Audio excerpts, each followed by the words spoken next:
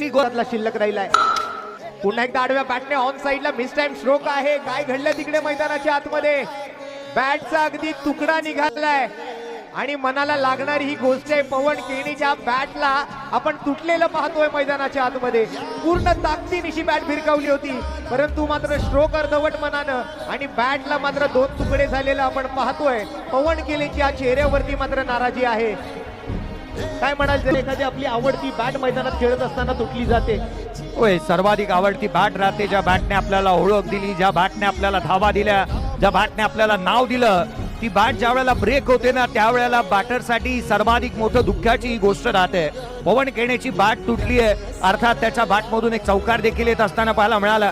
अनेक वेळेला आपण असंही म्हणतो ना की आयुष्यामध्ये आपला साथीदार जर का सोडून गेला तरी चालेल, परंतु ज्या बॅटने आपल्याला ओळख दिली, नाव दिलं, रुतबा दिला, ती बॅट ज्या वेळेला आपल्या हातामधून तुटते, निसटते, ती बाब सर्वाधिक दुःखद